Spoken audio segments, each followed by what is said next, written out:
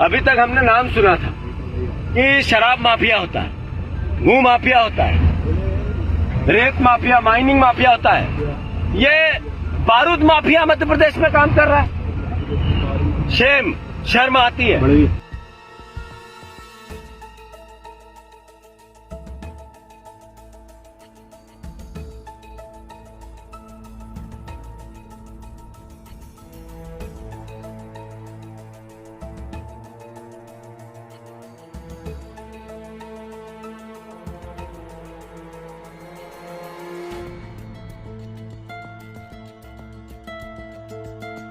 अंदर काम कर रहे थे, पट्टी कर रहे थे।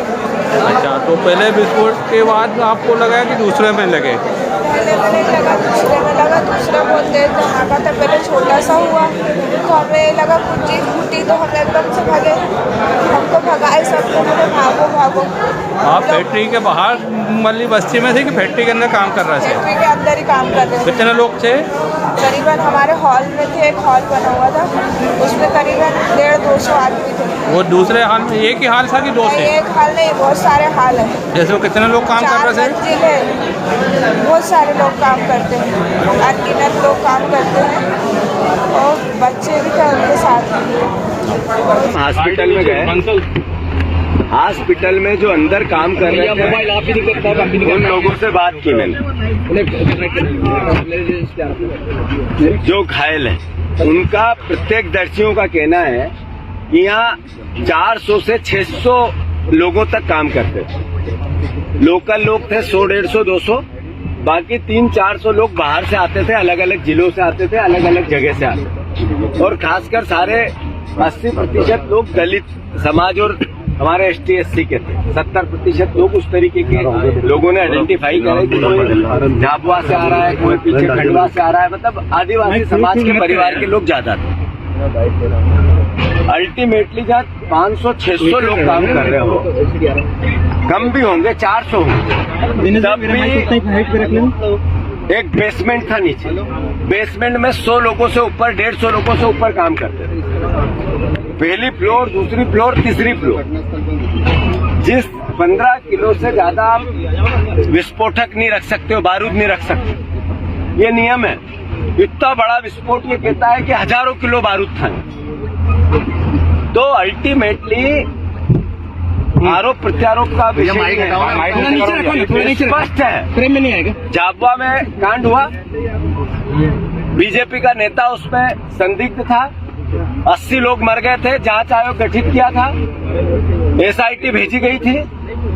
आज तक जांच रिपोर्ट पे क्या हुआ और दोषी कौन है, संदिग्ध के दायरे में है।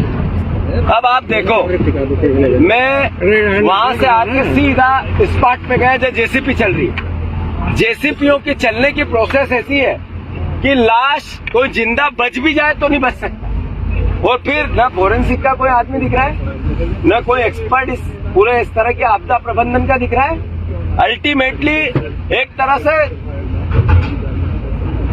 रेस्क्यू ऑपरेशन के नाम पे जमीन को खोदा जा रहा है, मतलब केवल JCP से जमीन को पलटी जा रही है। ये मैं समझता हूं कि लापरवाही का सबसे बड़ा उदाहरण है। इस सरकार को संज्ञान लेना था। सरकार का एक नुमाइंदा, यहाँ का मंत्री, यहाँ का प्रभारी मंत्री, इतने लोग मर गए, क्या 24 घंटे यहाँ रुक नहीं सकता था? यहाँ रह नहीं सकता था? यहाँ बैठ के रेस्क्यू ऑपरेशन में अपनी सहयोगिता नहीं दे सकता था? मुख्यमंत्री जी यहाँ से 100 किलोमीटर दूर है, हेलीकॉप्टर से आने में 10 मिनट लगते हैं, कल ही क्यों नहीं आए? अगर आप में इतनी संवेदनाएं सत्ता के मद में समाप्त हो गई है, तो फिर तो मध्य प्रदेश के वासियों, भगवान राम के सहारे हैं हम लोग। में सवाल है, जब रेस्क्यू ऑपरेशन चल रहा है तो क्यों फोरेंसिक की टीम नहीं है? सवाल है कितने लोग नीचे दबे हुए? इतना बड़ा ब्लास्ट था, इतना तेज गति का ताप था, जो स्केल था आग का या विस्फोट का, उसमें लोहा भी पिघल जाए तो इंसान की हड्डियां कब गल गई पता ही नहीं चला। ये फोरेंसिक के लोगों ने, एक्सपर्ट लोगों ने जो वहां अंदर काम कर रहे हैं, उन्होंने मुझे बताया। तो कुल मिला के सैकड़ों की तादाद में लोग हताहत हुए। ये 10 और 11 की जो बातें हो रही है, ये मुख्यमंत्री जी सिर्फ बताई जा रही है। मैं आपसे अनुरोध करता हूं, गरीब की जान की कीमत नहीं है इस मध्य प्रदेश में। गरीब की जान की परवाह करो। आप अलग अलग तरीके से राशन दे के गरीब का वोट लेने की कोशिश करो, आपकी इच्छा, पर जान की कीमत करो। आप ये बताओ, आपने अभी तक हमने नाम सुना था कि शराब माफिया होता है, भू माफिया होता है, रेत माफिया, माइनिंग माफिया होता है, ये बारूद माफिया मध्य प्रदेश में काम कर रहा है। शर्म आती है। मांगे हमारी, जो लोग हताहत हैं उनको 25,000 50,000 की बात नहीं करे सरकार, 10-10 लाख रुपए घायलों को देना चाहिए, 1-1 करोड़ मृतकों को देना चाहिए। रजिस्टर क्या था इनका मेंटेन करें, और जो लोग लापता है, मिसिंग है, उनका क्या होगा, उसको किस तरीके से मैपअप किया जाएगा, ये सरकार को निर्धारण करना चाहिए। और जो मिसिंग है उसके परिवारजनों को 1-1 करोड़ रुपए की व्यवस्था करके देनी चाहिए। बच्चियां 2-2 मेरे से अभी मिली, उसका पूरा परिवार मिला, माता पिता दोनों चले गए। छोटे छोटे बच्चे, महिलाएं काम करने आती थी तो साथ लाती थी, कितने सुहा हो गए पता ही नहीं चला। अल्टीमेटली लोग ऊपर से वीडियो विजुअल आ रहे हैं, 3-3 मंजिल 2-2 मंजिल से कूद के मर रहे हैं लोग, इतनी यातना था। मतलब ये एक तरह का सरकार द्वारा निर्मित क्राइम है। इससे पहले जब इस तरह के विस्फोट हुए थे तो मुख्यमंत्री तात्कालीन ने कैसी बड़ी बड़ी बातें की थी, हम ध्यान रखेंगे, जो लाइसेंस देने की गतिविधि और टाइट करेंगे, नियम बदलेंगे, हमने जो दोषी है उनको फांसी की सजा देंगे, कैसे कैसे बयान। और फिर लोग मर गए।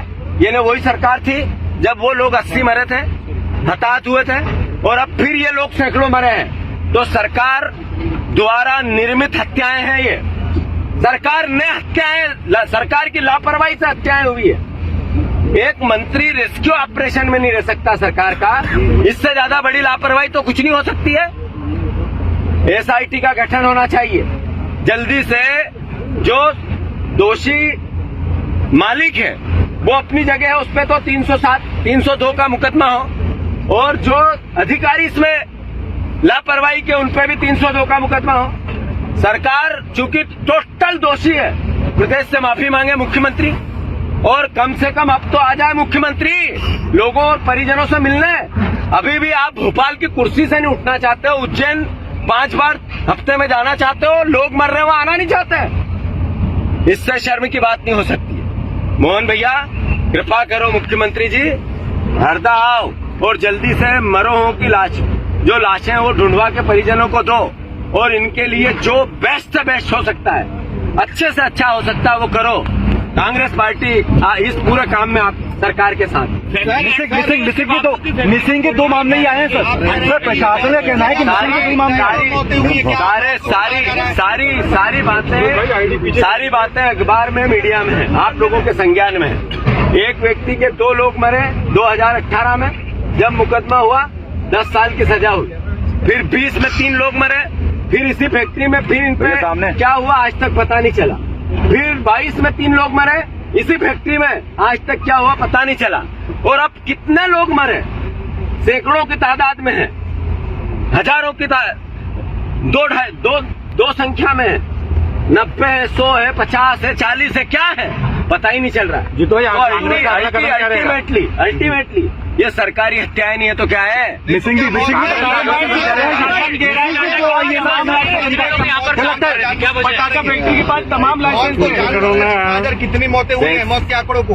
आप इतने पत्रकार, इतने मीडिया, इतने कैमरे हैं, मैं आपसे सवाल है, क्या मौतों को छुपाया जा रहा है कि नहीं छुपाया जा रहा है? ऐसे जेसीबी चलेगी, 600 लोग जहाँ काम करते हैं, एक साथ ब्लास्ट होगा और नीचे गिर जाएगी, दब जाएगा। और इस तरीके का रेस्क्यू ऑपरेशन जो नॉन प्रोफेशनल लोगों के, बिना प्रोफेशनल लोगों के द्वारा चलाया जा रहा है, तो नेचुरल है लाशों को छुपाने का षड्यंत्र है। विधानसभा चल रही है, उनके पास पीएम आवास योजना के मकानों को मंजूरी दी गई पटाखा फैक्ट्री के पास। सब बातें सरकार की घोर लापरवाही का नतीजा है। वो चाहे आसपास रहवासी क्षेत्र में फैक्ट्री का मामला हो, या फैक्ट्री के आसपास सरकारी योजनाओं के मकान के पैसे देना, सेकेंड है, ये आएगी। पर आज जरूरत है जो लाशें हैं वो परिजनों को दें, और प्रभावित परिवारों की सरकार सहायता करे। विधानसभा चल रही है और क्या? सही तरीके से न्याय करे, छुपाए नहीं, अपराध को छुपाए नहीं। विधानसभा चल रही है, आप क्या कार्रवाई करेंगे? किस तरह से विधानसभा में हमारे विधायक इस मसले को लेकर सरकार से सवाल पूछ रहे हैं। धन्यवाद।